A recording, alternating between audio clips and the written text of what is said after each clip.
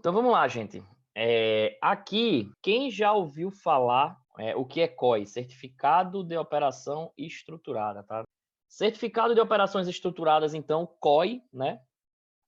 O que é o COE, tá? De forma simples, ele é uma operação de captação de instituição financeira, assim como o CDB, assim como letra financeira, assim como poupança, assim como LCI, assim como LCA. Qual é a diferença, tá? Esse é um produto criado mais recente, baseado nas notas estruturadas, que é muito usado no mercado internacional, principalmente Europa e Ásia, tá? São operações específicas, né? E aí aqui no Brasil, apesar de elas serem operações de instituição financeira, é uma forma que as instituições financeiras têm de captar o recurso do cliente, né, para preencher o balanço do banco, né? Mas sem depender apenas de opções de renda fixa, né? Porque assim, CDB, LCI, LCA, letra financeira, são instrumentos de renda fixa, então eles têm que estar necessariamente atrelados a uma taxa de juros, ou a inflação, ou uma taxa pós-fixada, né?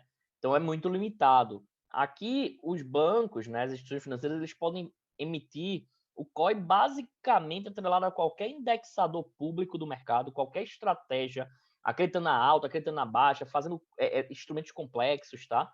Você pode apostar em bolsa, em dólar, em bolsa internacional, em commodity, cenário de alta, cenário de queda, volatilidade. Então, aqui existe um mundo, tá? De estratégias que podem ser utilizadas, tá? Na prática, um pouquinho, né? Qual é um produto que já tem sido muito falado aí pro meio que sendo esculachado, mas assim, eu acho que o produto COI, ele não é ruim, né? É a mesma coisa que a gente antigamente dizia atrás, a previdência é ruim. Não, é porque a gente tem produtos caros, a gente tem produtos com muito custo, com taxa de administração alta e pouca estratégia, tá? Então, eu acho que, claro, cabe um filtro muito bom para entrar nessa operação, tá? Tem que ter cuidado. É uma operação que pode compor uma pequena parte da carteira ali, tá? Mas, assim, a principal finalidade justamente é te possibilitar acesso a diversas estratégias, né? Ou seja, de certo ponto, ele é um mix de renda variável com renda fixa. Por quê? Porque você está emprestando dinheiro a um banco, então você está correndo risco de crédito, tá? E de forma geral, ele vai te garantir alguma coisa, normalmente, tá? Ou o valor principal, ou parte do valor principal, tá? Não tem FGC, tá? Então, da parte teórica, as duas informações principais são essas que estão em negrito, tá, gente? Apesar de ser emitido por instituição financeira, ele não tem cobertura do FGC. Então, no COI, você corre dois riscos. O risco de mercado da operação, que pode ter capital protegido ou não, a gente vai falar já disso. E o risco de crédito, né? Além, claro, o risco de liquidez, que a gente sabe que tudo tem risco de liquidez. Mas aqui você tem um risco de crédito da instituição financeira que está emitindo o COI, tá? E tributação, tá? Às vezes eles querem fazer essa pegadinha na prova, geralmente é mais na CPA 20, tá? Que geralmente cai uma questão teórica. A tributação do COI, em caso de ganho, né, em caso de rendimento positivo, é sempre a tabela regressiva de renda fixa, tá? A gente vai ver já já na aula, é aquela que vai de 22,5 a 15, né, que também é parecida com a tabela de longo prazo dos fundos, né? Então é aquela que vai de 22,5 a 15. Ah, professor, mas o COI é atrelado à bolsa, o COI é atrelado a dólar, o COI é atrelado à ação da Petrobras, não importa, tá?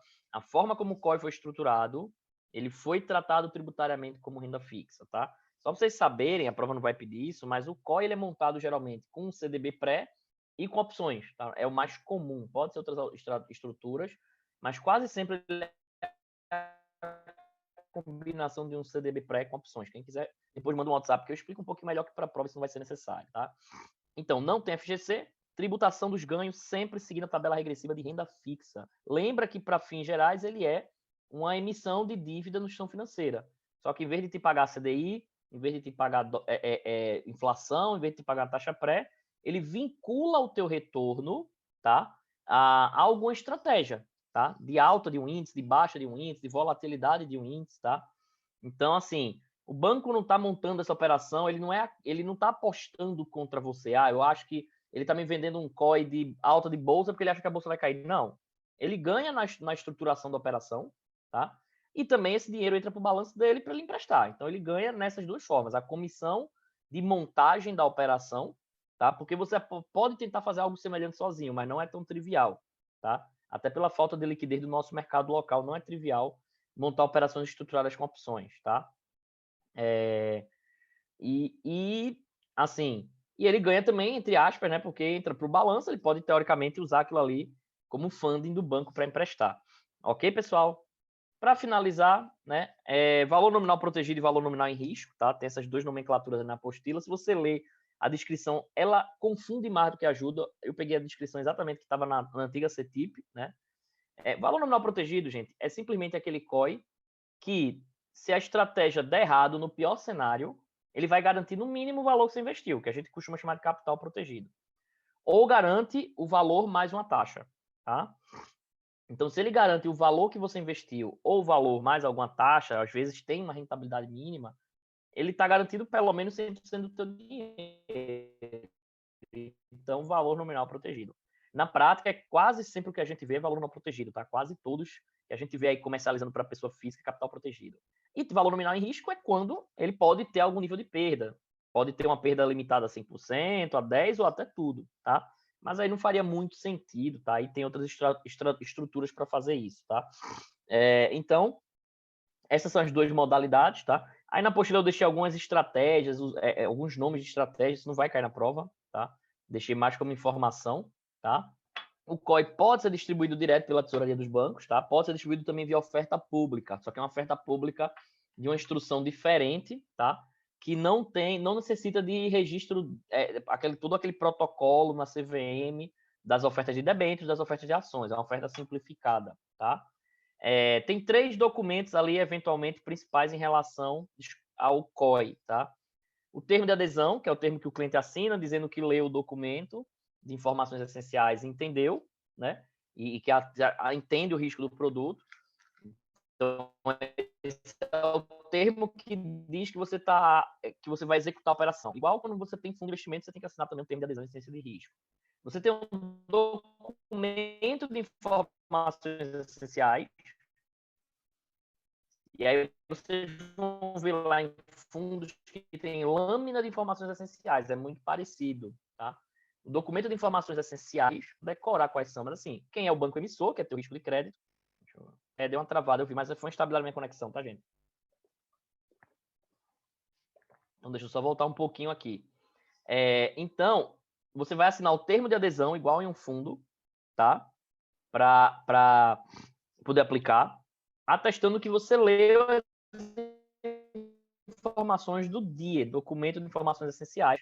Vocês vão ver lá em fundos que tem ali, lâmina de informações essenciais, tá? Então, é basicamente o resumo, é o documento jurídico do produto, todas as características, qual é a estratégia, qual é o indexador da estratégia, onde você consulta a evolução desse indexador, tá? Quem é o banco emissor, informação extremamente importante, né? Para saber qual é o teu risco de crédito, né? Informar que não tem FGC. Então, tudo tem que estar no documento de informações essenciais. E, normalmente, tem também o material que a gente chama de material publicitário, que é aquele material mais palatável para o investidor, material mais marqueteiro, vamos dizer assim. Material com gráfico, pode ser um vídeo, uma explicação mais simples para o investidor entender como é a operação, né? Então, o documento de informações essenciais é o documento mais técnico, mais jurídico, para atender a legislação. E o material publicitário é a tradução, né, simplificada para o investidor, ok? Então, gente, sobre COI é isso. O que é que pode cair? Pode cair uma questão teórica, né? Então, vocês têm que lembrar que ele não tem FGC, ele tributado sempre como renda fixa. E aí, cuidado para quem já tem prática com COI, com duas coisas, tá? Muitos COIs não têm liquidez, mas pode ter. Então, não é uma regra que ele não tenha liquidez, tá? Outra, a maioria dos COIs tem capital protegido, mas tem COIs que podem dar perda do valor nominal, ok? E a questão mais provável, vocês vão fazer aí no exercício, tá? E no simulado tem mais umas duas, uma ou duas, eu não lembro agora, porque esse assunto geralmente só cai uma questão na prova, e é para você interpretar, tá? Ele vai dizer, ó, você fez um COI que tem tais cenários. Se o indicador subir, você ganha X. Se o indicador subir mais do que tanto, ele trava e ganha até X. Ou se ele perder, ele dá capital protegido. Então, a dica para a prova, geralmente vai vir um textão. Essa eu acho que é uma das maiores questões da prova em termos de texto. Tá? Você colocar no papel quais são os cenários, é a primeira coisa. No cenário 1, eu ganho X. No cenário 2, eu ganho Y. No cenário 3, por exemplo, eu não ganho nada. E depois ele vai dar o resultado. Ou seja, ele vai dizer o que aconteceu no mercado e você vai entender em que cenário se encaixou. Com isso, você vai responder normalmente na prova qual foi a rentabilidade dele ou qual foi o valor do resgate, tá? Bruto ou líquido, tá? Se ele der o prazo da operação, ele pode pedir o resgate líquido. Se ele não deu resgate, ele só vai pedir resgate bruto, porque você não tem como calcular o IR, tá bom? É uma questão normalmente fácil, tá? É só uma questão de interpretação, mas é um textão lá, então a dica é separa primeiro os cenários, depois entende qual foi o resultado que ele disse que aconteceu para aquele cliente, tá bom?